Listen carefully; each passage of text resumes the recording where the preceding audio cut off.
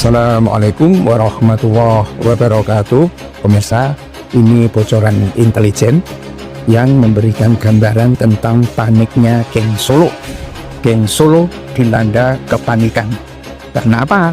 Karena surat usulan pemakzulan Gibran dari Wapres itu sudah dikirim oleh perwira TNI, Purnawirawan, sudah diterima oleh DPR dan MPR. Dan sudah cukup alasan untuk Gibran itu ditendang, dimakzulkan. Dan surat itu memang memantik wacana publik yang semakin terfokus dan terarah untuk pemakzulan Gibran. Karena pelanggaran konstitusi, moral fufu-fafa, dan juga plonga-plongonya itu.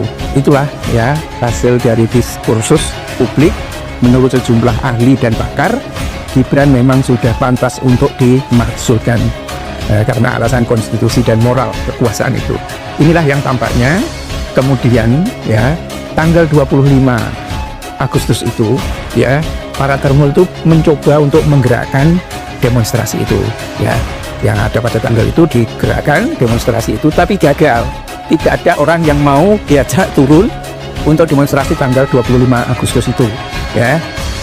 Gagal total lah, karena ketahuan ya tidak ada yang bertanggung jawab di lapangan dan lain sebagainya. Organisasi-organisasi buruh tidak ada yang turun, mahasiswa tidak ada yang turun, cuma termul doang ya, dia nggak punya massa sama sekali ya. Dan akhirnya dia bisa tanggal 29 itu ada demo ya, buruh ketemu ojol, ketemu yang lain ya, dan itulah yang akhirnya ditunggangi.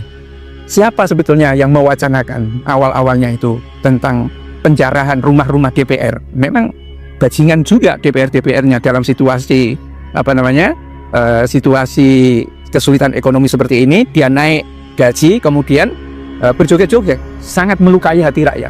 Tetapi siapa yang mau mendorong terjadinya penjarahan di rumah DPR? Bukan pendemo. Pertama, karena itu memang dijarah pada malam hari kebanyakan, kecuali rumahnya Sahroni. Kalau rumahnya Sahroni memang tantangannya luar biasa. Rakyat itu ditolol-tololkan gitu kan. Tapi yang lain-lain kan tengah malam dan lain sebagainya, termasuk rumahnya Sri Mulyani itu. Siapa itu? Ya banyak yang memberikan kesaksian bahwa ini diorganisir. Ada tanda-tanda penyerbuan. Dan kalau perempuan dari yang pakai jilbab itu, ya mungkin perempuan malam apa-apa, karena jam 1 malam kelihatan itu perempuannya itu. Jadi ketakutannya geng Solo itu adalah ya karena Gibran itu satu-satunya harapan bagi mereka, bukan hanya bagi Jokowi tetapi juga jenderal-jenderal yang sudah terlibat itu ya. Dan orang-orang yang masuk dalam kategori geng Solo itu kan gambarnya banyak sekali itu pemirsa ya. Hilang kekuasaan dari Gibran, hilang kekuasaan mereka, dan kemungkinan mereka akan masuk penjara semua. Dan karena itulah ya DPR menjadi sasaran antara saja, dan anggota-anggota DPR diteror dengan cara dijarah harta bendanya itu adalah teror, supaya anggota-anggota DPR itu takut kalau nanti terjadi pemungutan suara untuk memakzulkan Gibran ya, mereka tidak berani karena menghadapi resiko itu. Padahal sebetulnya kan tertutup aja, kecuali kemudian yang terjadi dalam pemungutan suara itu ya memilih untuk memakzulkan Gibran itu semuanya, karena partainya Jokowi itu di luar parlemen, tidak bisa berbuat apa-apa. Gajah walaupun gede itu di luar parlemen, nggak bisa masuk gitu kan. Nah kalau sampai terjadi itu ya kemungkinan akan ada teroris diacak gitu, siapa-siapa rumahnya yang layak untuk dijarahkan begitu. Dan orang-orang mungkin dari kelompok-kelompok yang pro Gibran ini konsolidasi untuk melakukan itu semua. Jadi inilah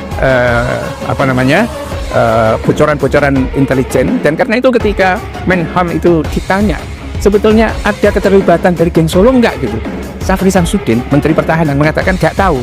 Jawaban nggak tahu untuk seorang menteri yang terkait dengan persoalan geng Solo itu artinya tahu, tetapi kita yang harus tahu diri juga untuk menanyakan itu. Wong sudah jelas begini kok ditanyakan gitu loh. Ini pemirsa, jadi kepanikan ini. Dan setelah gagal ya geng Solo ini mencoba untuk melakukan kudeta itu, ini tinggal menunggu waktu aja. Konsolidasi di DPR dan berita-berita yang pada akhirnya masuk ke ke mereka itu ya pasti membuat ketakutan ya. Ini juga kabarnya ada pertemuan di Batu Jajar apa di mana itu yang Kaisang Pangarep itu tidak berjabatan tangan dengan semua menteri koordinator yang sebenarnya adalah para menko-menko itu.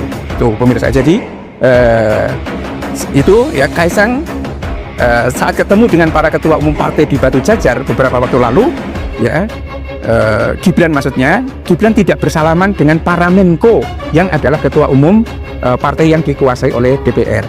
Ya, Gibran tidak bersalaman dengan AHY, Muhaimin, Zulhas, dan bahkan juga Bahlil.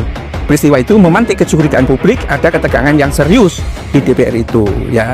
Jadi ini bocoran-bocoran yang memang sudah wajar kalau menakutkan Gibran atau geng Solo itu. Dan karena itu tekniknya kan begitu, strateginya. Daripada didahului, remuk kita, lebih baik mendahului. Tetapi karena mungkin memang juga karena geng Solo ini retak dari dalam, kekuatannya akhirnya juga tidak seberapa untuk mengguncang publik. Di samping memang publik ini sudah muak dengan apa yang disebut sebagai geng Solo itu. Billahi taufiq wal hidayah. Assalamualaikum warahmatullahi wabarakatuh.